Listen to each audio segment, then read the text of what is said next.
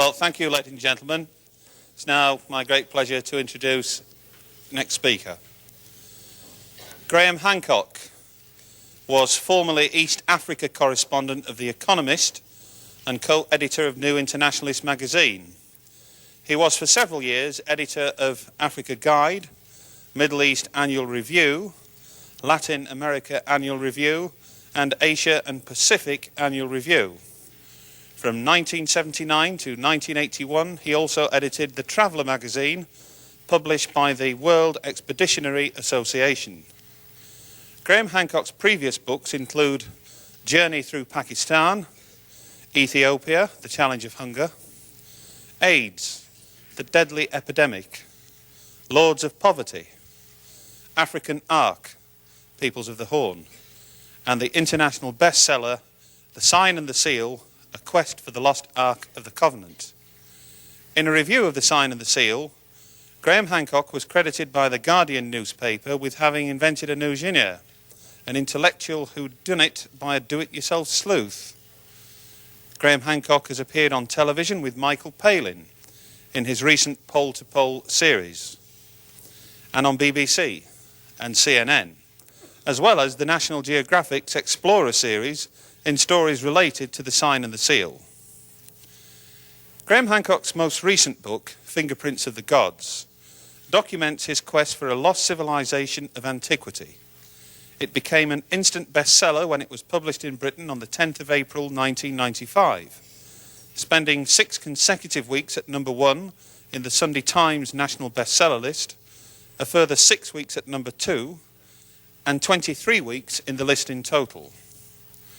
Published in paperback in February of this year, the book immediately jumped again to the top of the bestseller list. It has been translated into a dozen languages, and by March of this year, in addition to UK sales of 90,000 copies in hardback and 80,000 copies in paperback, has sold more than 50,000 copies in hardback in the United States, and would you believe 180,000 copies in hardback in Japan.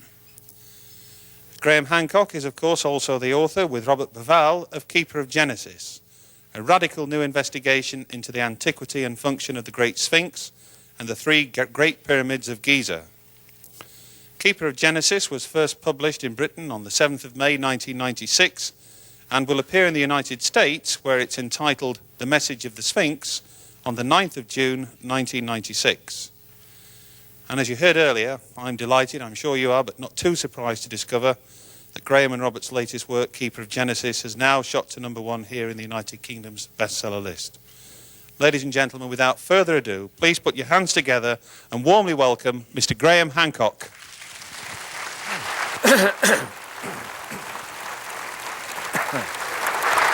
Thank you, Graham.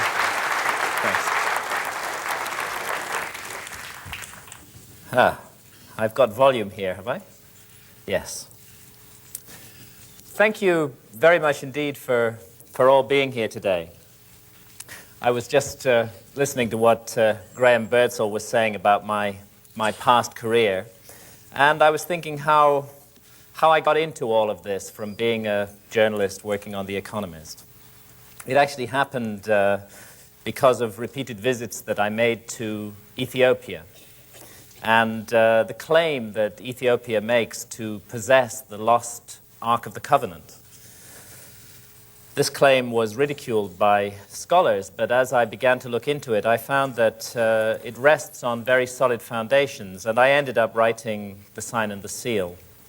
And that book, the research on that book, took me to Egypt, because, of course, the origins of the Ark of the Covenant lie in Egypt and in the exodus of the Israelites from Egypt. And when I went to Egypt and began looking into that civilization, I realized that I was confronted by an extraordinary mystery, a mystery that Egyptologists had never satisfactorily explained, or at any rate, if they tried to, their explanations certainly didn't make sense to me. I remember reading a book called Archaic Egypt by Professor Walter Emery, now deceased, but a great authority on his subject.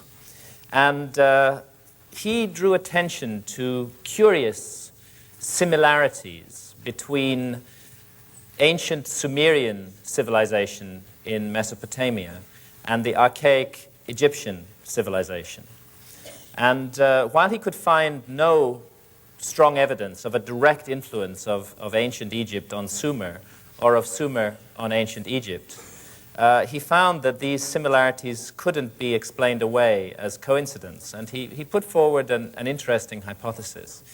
He asked, what if an earlier unidentified civilization, a remote third-party civilization, had influenced both Egypt and Sumer, passed down a legacy to both of them, and what if the similarities between these two cultures were explained by that remote common influence? And I thought this was a very interesting idea and one worth pursuing further. And in fact, more than anything else, it was that seed planted by Professor Walter Emery that led me to research and write Fingerprints of the Gods.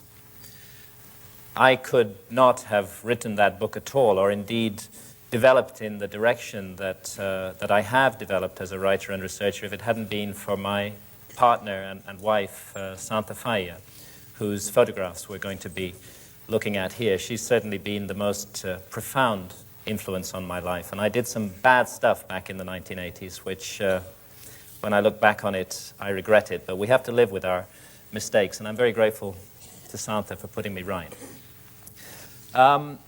Many other people also who I need to thank, and without whom Fingerprints could not have been written. Researchers, people working in the field of the mystery of the origins of civilization over the last 100 years or so, going back as far as Ignatius Donnelly, who wrote Atlantis, the Antediluvian World in the 1880s.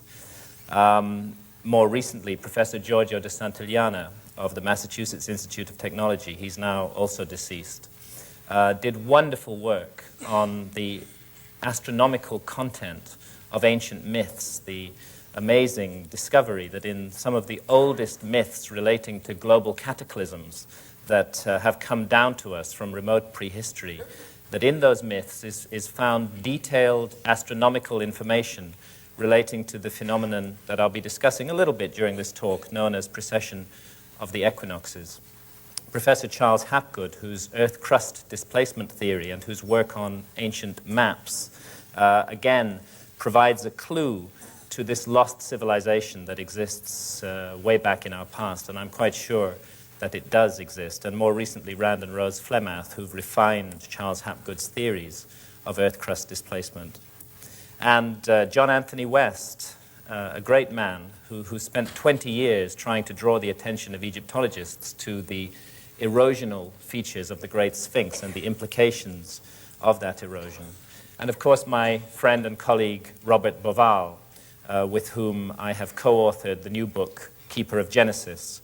Robert's astronomical work on the Orion correlation between the pyramids and the three stars of Orion's belt is, in my view, the single most important breakthrough in this field, which has enabled the pyramids, mute for 4,500 years, to speak again and to speak in a comprehensible manner.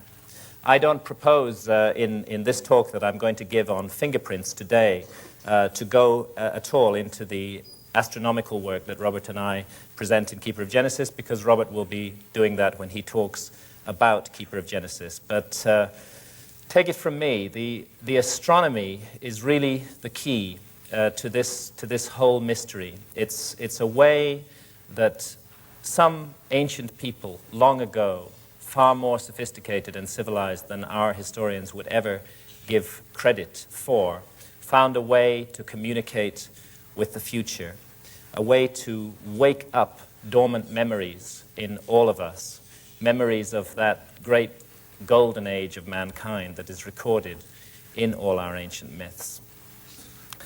I'll start this talk just by looking at a few similarities, a few connections, bearing in mind what I said about Walter Emery and the theory of a remote third-party civilization. Let's extend that out from just the Middle East, from Egypt and Sumer, and let's look at connections between Egypt and the America. and the Americas, similarities that are ignored by scholars but are not explained by them. One issue concerns the face of the Great Sphinx, which we're looking at here. Robert and I are of the view, along with many of our colleagues, that the head of the Sphinx was recarved by the dynastic Egyptians, that the monument is many thousands of years older than the beginning of historic Egyptian civilization, and that it was probably originally lion